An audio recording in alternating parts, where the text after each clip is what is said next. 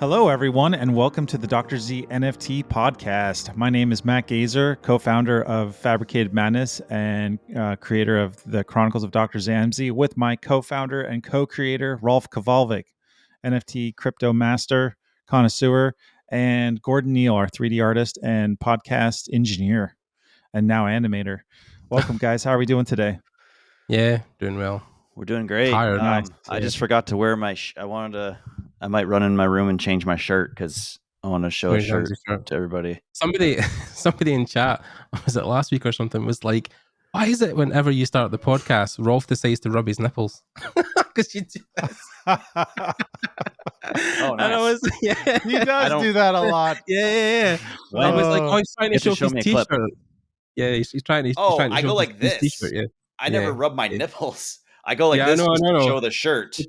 People think you're rubbing your nipples. I was like, what are you talking about? Let's clarify, everyone. Yeah. Rolf does not rub his nipples. He's just pulling his shirt up. I can rub my nipples, but I'm just trying to show a better view of the shirt. Yeah. Someone asked the question. I was like, yeah. Anyway. He's always sporting the cool shirts we make at. Okay. It was funny, but. Keep talking about me for a second. I'm gonna go get my shirt really quick. Fair enough. We just fly here, man. Why not? That's fine. Fly the seat of our pants. All good. Yeah. So I guess I'll just start off by talking about set 3 that we have coming up here. Our original launch date, like 2 months ago, was today, 2/22 on the year 2022. But we ended up realizing that we had far too much work on our plate to achieve that deadline. So it's looking more like, I'd say, if I look at the calendar and I look at our schedule, it's more like on the 11th of March, like the second week in March or something. Basically the second week of March on the 11th is kind of what we're shooting for. So I mean, most of the cards are finished. I'll have to see that to believe it. Just kidding. No. Yeah. It's coming. They're coming. It's looking amazing, but I wouldn't put a date on it yet. But it's good to speculate. Yeah, we're hoping for that. But then again, it's one of these things where if we feel it's not ready, we want to deliver the best thing to you guys. So, well, what's crazy and what Rolf kind of has always been talking about is that even if we are ready and like crypto is way down still, it may not be the best time economically to actually launch the set. I mean, if you look back at set 2. It was on a downswing, and it didn't do very well. And we pretty much used the same marketing channels as we did on set 1, and that that was a decent launch over time, but it didn't sell out like set 1. So yeah, we'll just have to see where we are in like a week and a half, and then we'll decide whether or not we really want to launch around then. And any sort of Russian troop withdrawal would also help as well, I think. Yeah, crypto's. It's a bit weird at the moment because the markets are in turmoil right now because of our current world events situation out of our control. Yeah. Yep. I mean, a lot of people are speculating that Bitcoin is tied to Russian oligarchs, and people in those parts of the country who are millionaires. And I mean, there's a whole theory, you don't know what you believe, but the whole thing that Bitcoin was a way of funding Russia's fleet, and their whole military. And now that they're basically attacking, they're pulling a lot of their money out of Bitcoin. Because Bitcoin's now, I think there was a news story a couple of weeks ago where Bitcoin is actually going to become legal tender in Russia. There's parts of the Russian state where they're going to allow Russians to spend Bitcoin on products and services. Wow. That's cool for that's Bitcoin, coming worldwide. It's weird. That's coming worldwide. It is. Yeah. We were one of the early adopters, though. But yeah, you don't know what's happening with the whole. Because I remember, was it Warren Buffett or one of the guys who is he's a billionaire. He's a billionaire. He's a really high up guy, and I can't forget the guy's name. But he talked about how if you knew who was behind Bitcoin, if you really knew who was the founder of Bitcoin, you would sell it instantly. You'd be done with it so quickly. I'm always curious for that. I'm always curious with that statement. I'm like, well, who the fuck is it? That sounds like a FUD. That's a FUD article you're reading. Yeah. Oh no, that was a live. It was a live talk. The guy was doing a kind of Q&A thing at a tech conference, and he was kind of getting asked questions, and he knew who was behind that. I forgot what FUD stands for again. It's fear fear something and oh yeah, the fear. Oh god, something denial. I can't mind. Yeah, something like that. Fear, uncertainty, anyway, fear, uncertainty, and doubt. This is a real common thing in crypto. It's called FUD, fear, uncertainty, and doubt. And so you'll get these people who, like, I saw this article about Celsius Network where it was like they were like Celsius Network hire or something like embattled company Celsius Network hires CFO, and then the whole article was talking about BlockFi having to pay $100 million fine because they didn't follow the rules, which Celsius has followed all the rules. But you read the title and then start reading the article, and then you wonder where rumors get started. You know, it's just like, what the? You got to read the article and see how dumb it is. Yeah. There's an article recently as well about OpenSea as well, and how they had been hacked or attacked or something, and they had lost a bunch of stuff as well. So, but then a lot of it wasn't true, and most of it was made up. And I mean, I have to remind myself, like, any article I've been interviewed for or that's been in the newspaper where I actually gave quotes or gave information, some of it wasn't quite right. So you have to think about if articles, the only few articles I've actually been a part of, something was a little off. Does that mean every article is just not getting it quite right? So you got to kind of do. One of my favorite quotes is from Ralph Waldo Emerson. It's do not ask for a description for the land for which you sail, for tomorrow you will know it by inhabiting it. And it's basically, you know, you can hear what someone tells you, or you can actually go see for yourself what's actually happening. Yes. Yeah. Right. But anyways, even crypto's the internet's down. not the greatest. Well, hold on. I want to add something to add to that. Yeah, the internet, though, is pretty funny how, you know, you listen to someone and their opinion, then you go on the internet and you do your own research. But even the internet itself is a bag of lies and deception. So it's really tough to get the truth out. You know, what the internet is. Yeah. It's just how it was founded. It was just an open market for anybody to post anything. But not NFTs, man. Yep. NFTs are real. They're the truth. NFTs are real. You can trace back who actually created it, where it came from, the mint number. So it's kind of like a credit report, you know, like that person you run a credit report, don't lie. It doesn't matter what they're saying. People say the biggest problem with NFTs right now is that there is no function for them, but then that's the whole thing you're trying to create, right? So actually, they're dead wrong. I was on the Crypto News podcast, Benzinga podcast last week with the guys from the Long Run Show, and we were talking about that. You know, it's not just a form of collecting art. It's actually a functioning utility that can provide access to technology that otherwise wasn't available. You know, I mean, basically the whole encrypted component of NFTs fascinates me because, you know, receipts and stuff and medical records and things like your mortgage, you know, all this documentation can be, you know, allocated as an encrypted, perfect item that can be traced back to its original source, and it can't be copied. You know, otherwise it will show up as a new version of the original. And there's just a lot of ways in this fraudulent society we live in that's going to help everyone in this digital space. So yeah, we can do a quick thing. You know, what is an NFT? So an NFT stands for non-fungible token, and that it doesn't have to have art.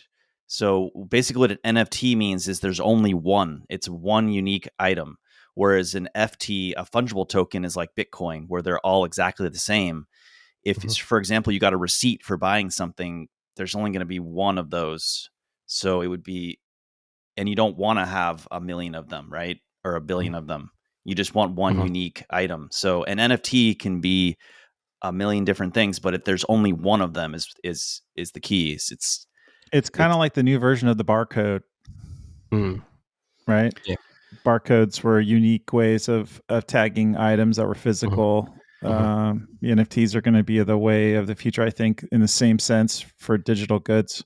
And the value of the blockchain and the value of Bitcoin, the value of NFTs is the whole security thing. I mean, it's a store. It's a way to just eliminate worrying of someone being, you know, corrupted or stealing. I mean, like it's just you don't have to allocate like a huge amount of your resources to security, because the blockchain provides that. That's the whole value in the blockchain and what we're doing here. Yeah.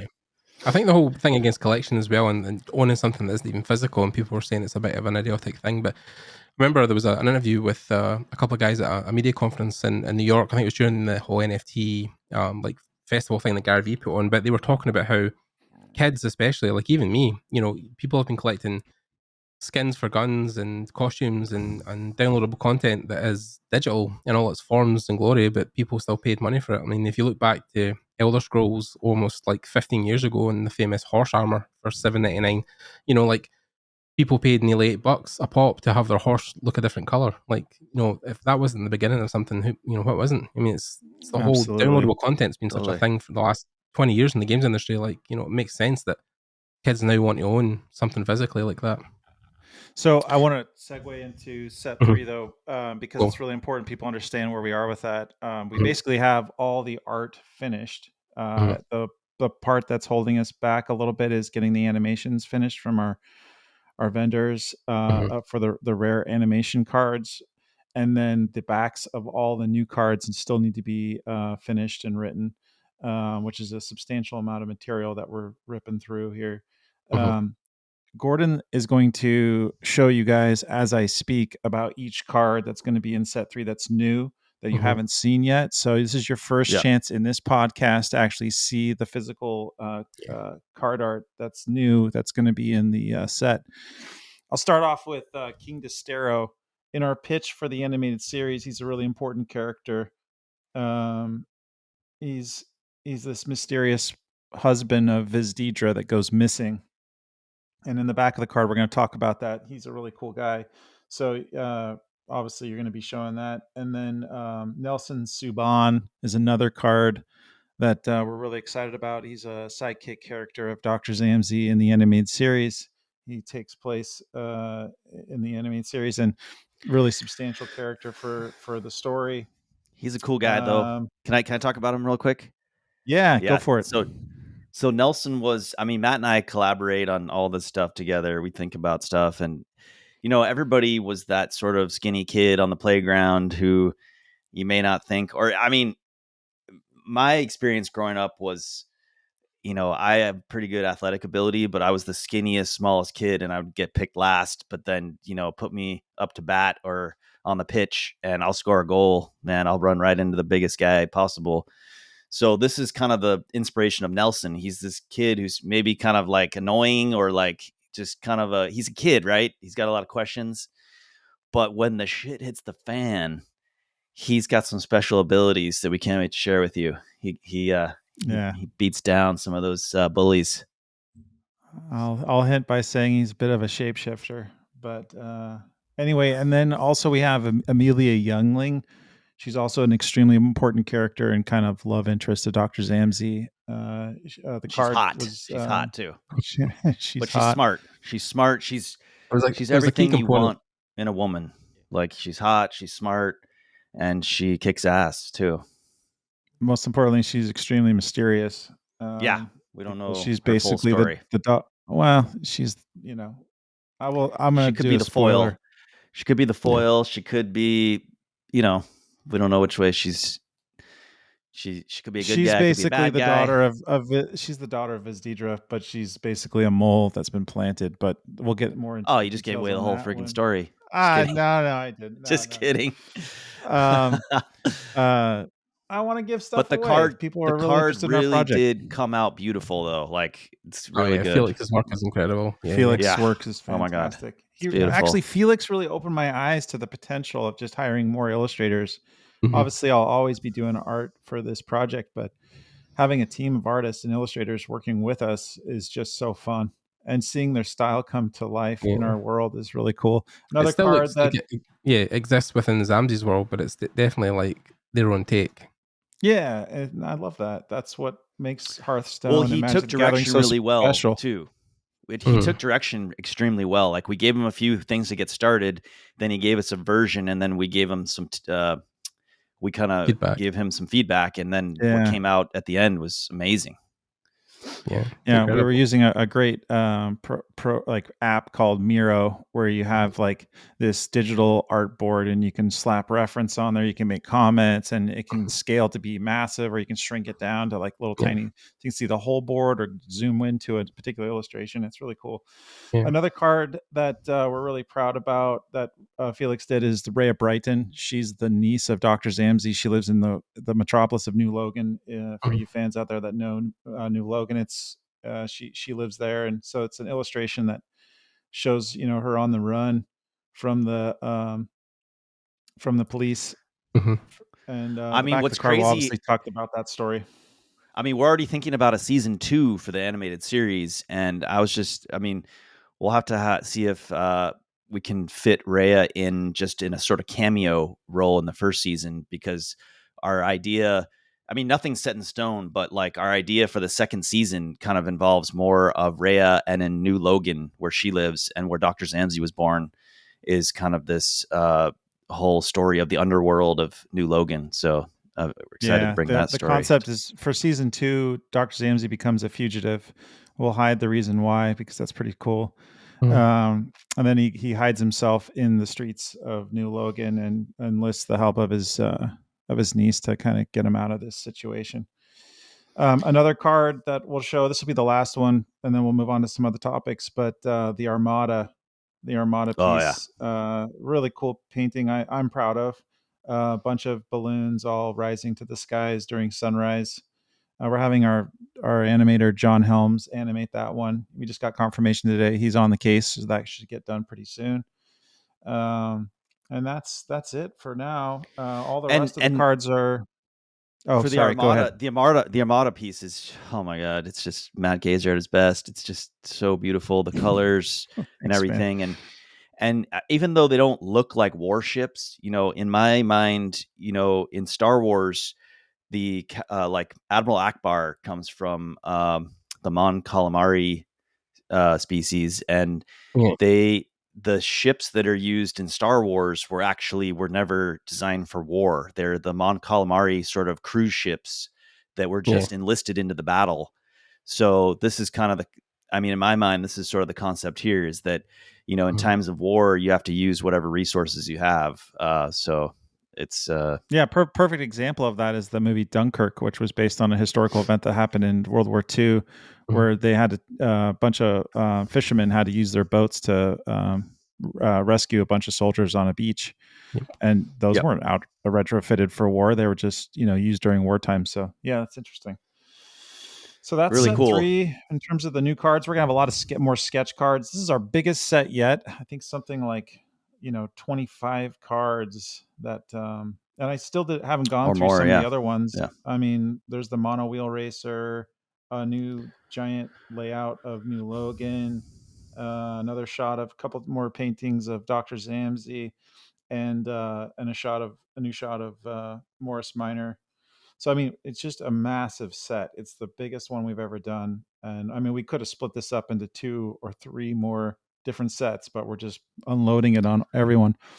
So it's awesome. And there's going to be some extremely rare 1-of-1 cards that you can only get by just opening a pack up, and hopefully you win the lottery and you get that one. Yeah, I did a really beautiful sketch painting of an aged youngling, which are like these fairy race type people that live in Galligan, and the aged youngling painting that we actually released as a card drop, weekly card drop. The other version of that particular character will be released as a super rare card, so you'll have to want to hunt for that. But yeah, that's set 3 in a nutshell. Okay, in other news too. Go ahead, please. I was just going to jump in and say that on Friday, well, first of all, here's a shirt for everybody. This is like one of the coolest shirts you can get. It's the actual concept of the laboratory that Gordon has 3D modeled. And this is the concept art of the Dr. Zammsy laboratory. So, it's pretty awesome. And the shirts are just the most comfortable shirt of all time. But then I wanted to talk about our drop on Friday. So just this last Friday, we had a very special drop, because we do it every Friday. but we were able to use a painting from the 1-of-1 cure card, which at some point when we've hit the big time or we have enough audience that we think it's right, we're going to auction that one off. And that's what I think is the most valuable card in the entire series. But part of promoting that card is we released the painting from that this last Friday and retitled as Young Vizdeedra. So you've seen Vizdeedra in her full battle armor. Well, this is the young Vizdeedra who she's lost the love of her life. And we also included, if you're able to blend it, you get the original drop. There's some very limited blended cards where you can actually get a teaser of the Metacron racers that will be part of the animated series coming out. So, get the drop. And then if you are able to, it might be sold out already, but you can blend it up and get these special additional features. So Nice. Check that out.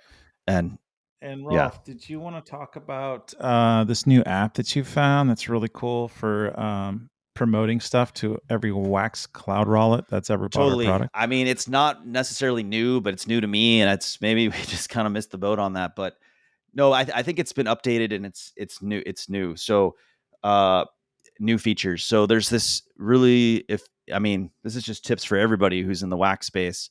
There's this thing called bounty blocks where, probably everyone else knows about it, except I just found out about it. Or I knew about it before, but I finally got, whitelisted and I can use it now. But it's this amazing tool that uses the Wax blockchain to pull data.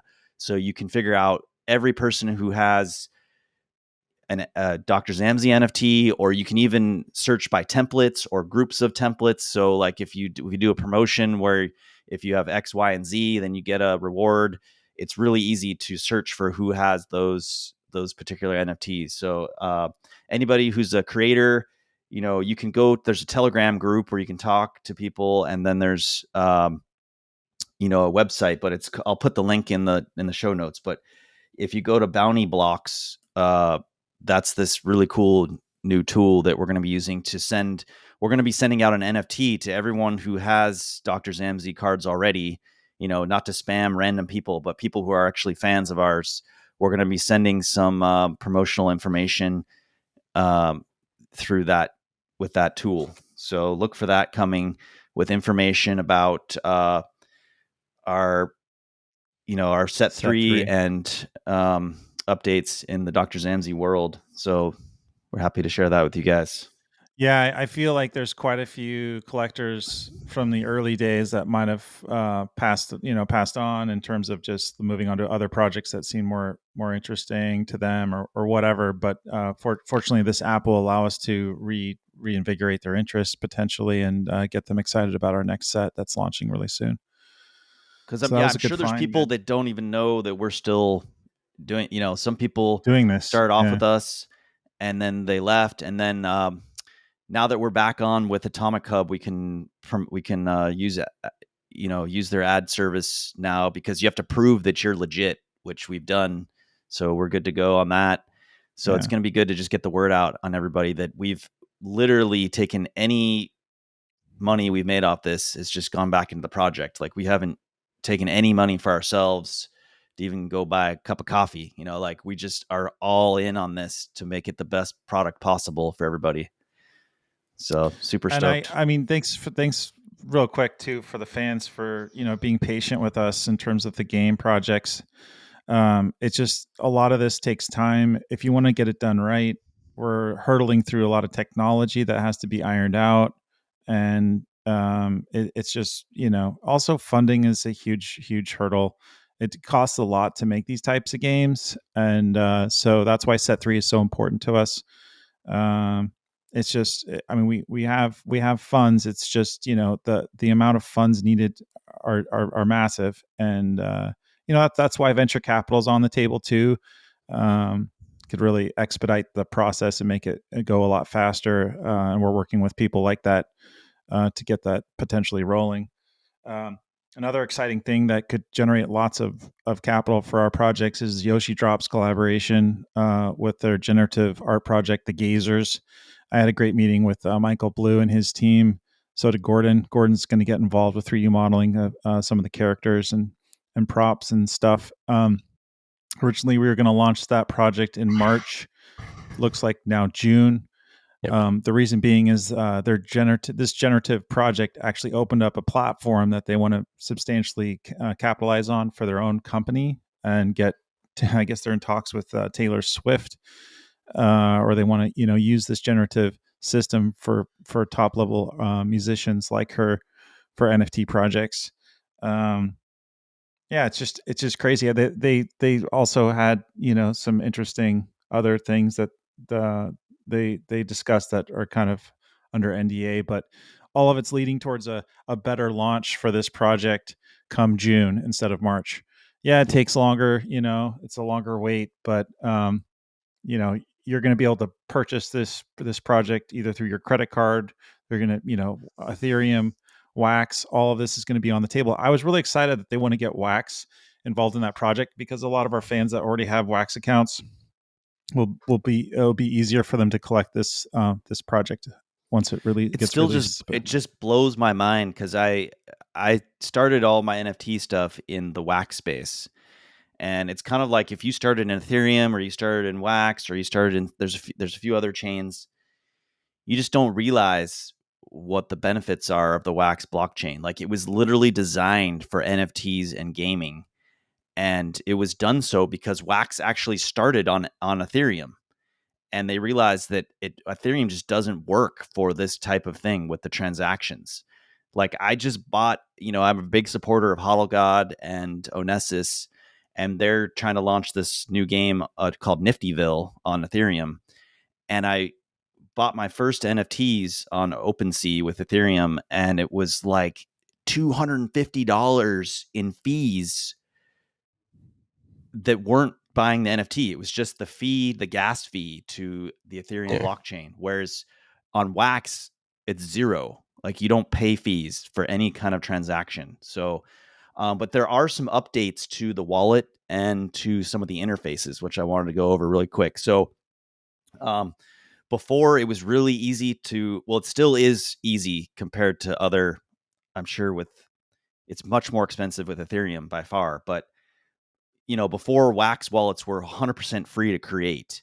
And I believe they still are free if you use a Facebook account to create it. So if you use your Facebook account, you can actually create a Wax wallet with your Gmail, your Apple ID, your all kinds of different ways. They make it really easy, but Facebook is still free. But if you do it with an email or whatever, now it costs like 5 Wax.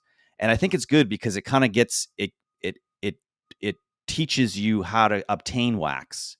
So it's only 5 Wax, which one Wax is like 25 cents. So it's going to cost you like $1.25 or under $2 to create a Wax wallet.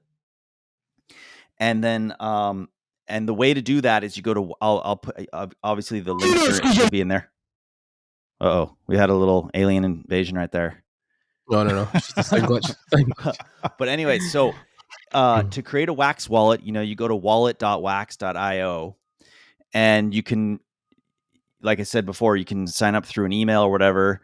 And then what you're going to do is you're going to purchase Wax, 5 Wax, and you send it to this address. So the way you do it now is they'll have you actually transfer to new accounts, and then there's a memo that's like your new address, and you send 5 Wax. So that's a new thing that just started, I think, this month. So I just found out about that.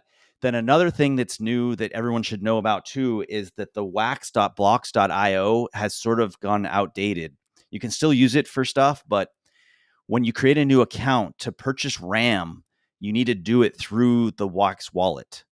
Okay, because I had this problem with our game developer where we had a hard time getting RAM into a brand new wallet. And so just if anybody's having trouble with that, you just go to the actual inside the Wax wallet, which is when you go to wallet.wax.io, you can go to purchase resources and you can buy your RAM through that. And so if anyone doesn't know what RAM is, you need RAM to create NFTs.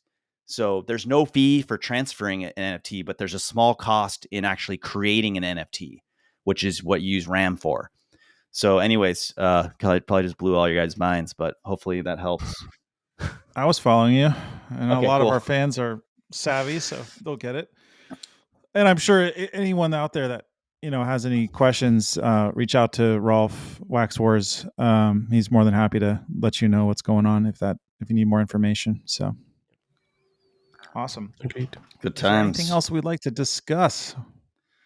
Well, hopefully next week I can. I mean, I have it at my other place with my kids. I bought it like a year ago, so we had to crowdfund the Mandalorian Razor Crest, the ship, which they friggin' blew up. Which Richard Rodriguez, or sorry, what is his name? The director, Robert Rodriguez. In his episode of season 2, they just blew up the Razor Crest, which was probably my only complaint of the first 2 seasons of The Mandalorian. But anyways, Hasbro crowdfunded this like massive, I swear it's probably the best toy that Hasbro's ever made for Star Wars. I'll try to bring it on next week, but it's just this massive toy. It took a year for it to come, and I opened it with my kids over the weekend. We had a 3-day weekend here in the States to honor President Washington's birthday, but it's like this big. I mean, yeah. Just to imagine what a Millennium Falcon would be. Go ahead. Yeah. I mean, I saw the opening of that toy on I'll put a link. Adam Savage did a whole unveiling of the toy, and it was just phenomenal. I mean, even down to the internal details when you pull panels off, it's just insane. And then there's even grime within that. It's just crazy. It's not just all external; it's internal grime as well. And then the fuselage pulls out or something, and there's like you can see all the details of the seats and everything like that. It's just crazy. It's actually based off the episode when the Jawas ripped the entire Razor Crest apart. So you can literally every panel you can pull off like all these panels all around it, so that it actually looks like it's been taken apart by the Jawas. So I'll put a link to the YouTube video where the creator of it, the Hasbro engineer, basically opens the whole package up and shows you what's inside. It's awesome. So I'll put that link in there too. You're going to invest in a display case at one point, I think, Rolf. You're just not enough room, I don't think.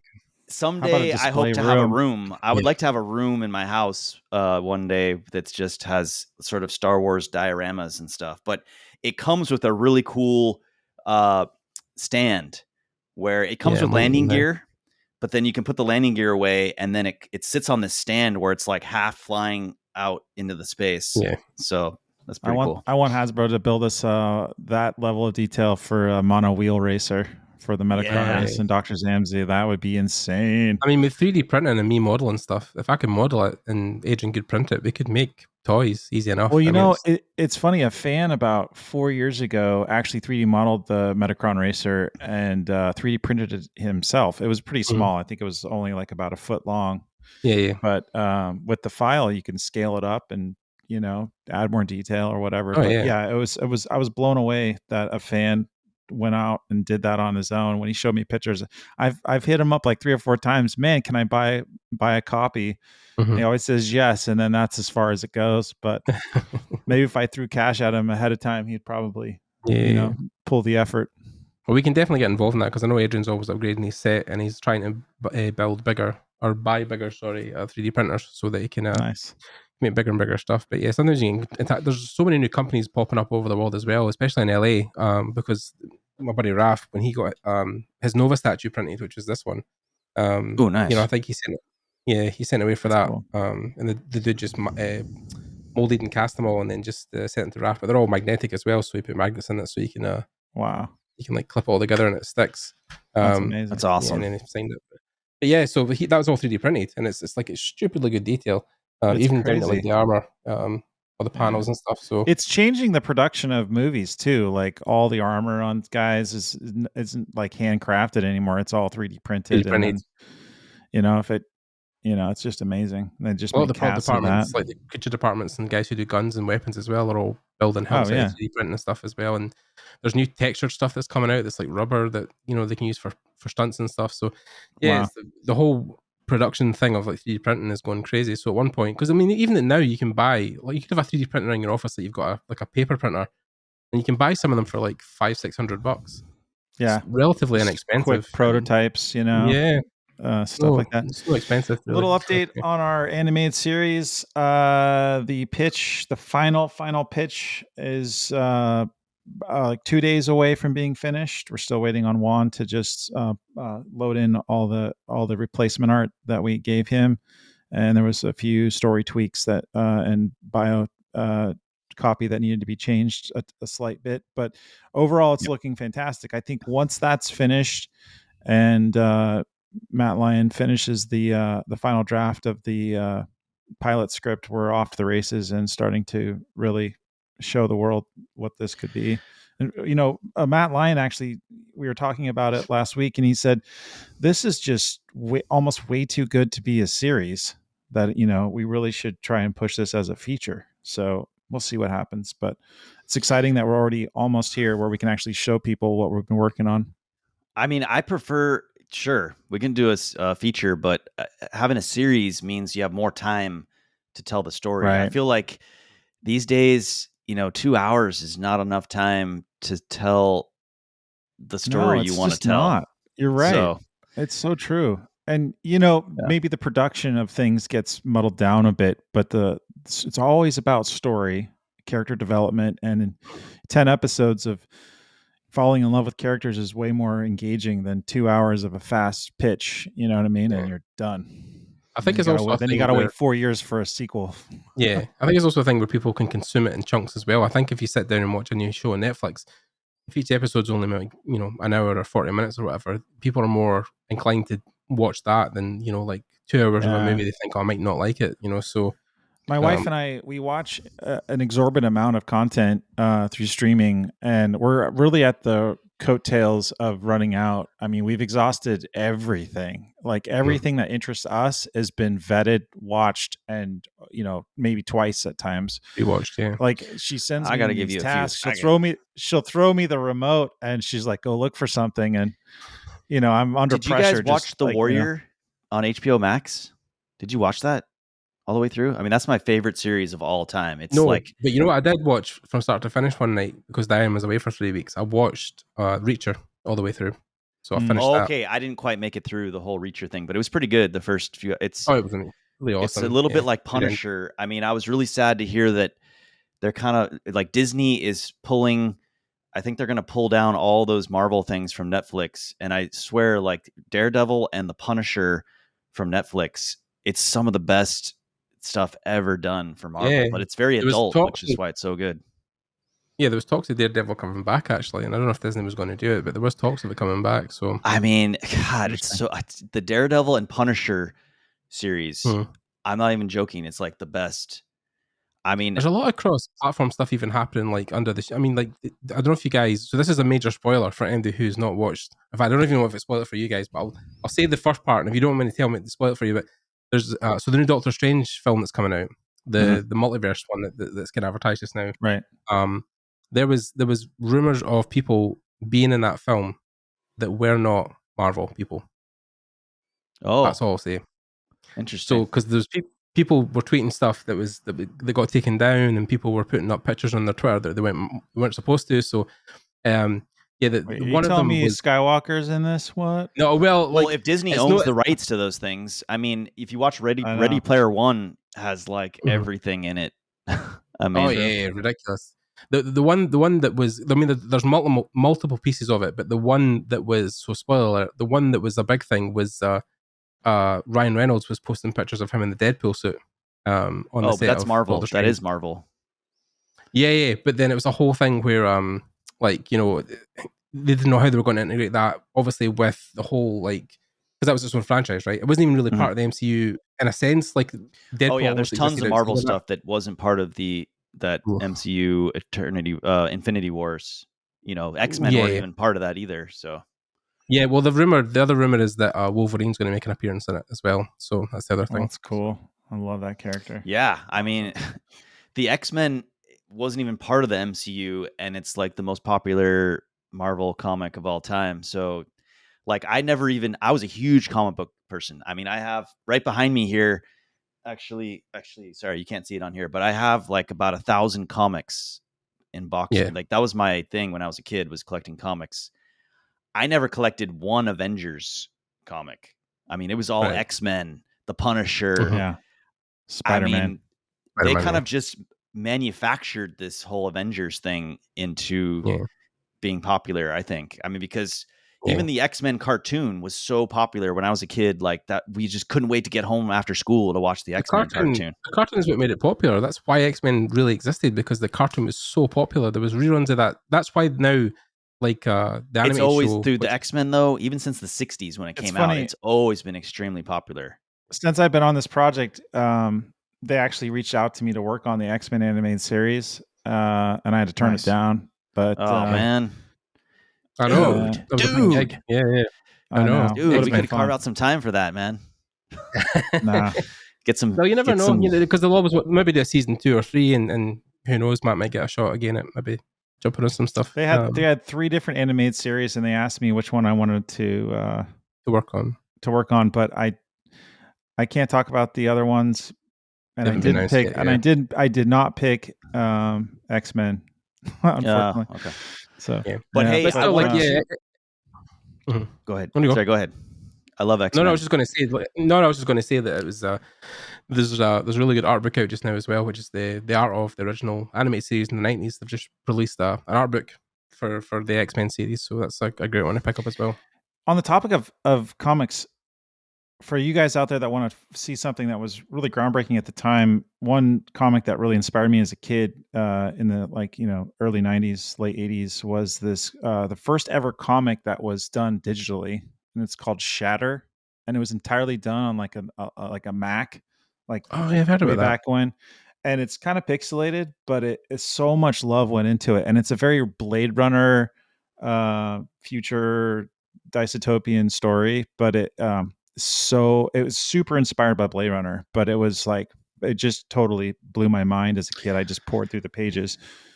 We're gonna have to Google that. I've never heard of that before, but it's called cool Shatter. Shatter. Okay. See, that's the thing is, we were talking about this with one of my friends the other day, is that why I'm actually on this side now in my downtime. I'm actually starting to write, because I've always had a way with written word, and I wanted to do games journalism and journalism in general before I left to go and do engineering. And I used to sit in my room and write 200 or 300 or 3,000 words reviews of video games at the time, because I was so into them. And now I've kind of got into creative writing as well, so it's a thing I've been trying to put. But then I think it's one of these things where I've consumed so much content over the years that I just feel like I could write my own stories. And even when I watch stuff now, I'm like, I knew that was going to happen. So I mean, that's what Matt and I do. We're just pulling from our vast knowledge of having 40 years of pop culture, sci-fi, fantasy stuff. But Gordon, I just wanted to, before we're getting up to the 40-minute mark here, but I wanted to tell you that I wanted to thank you for telling me about that Notion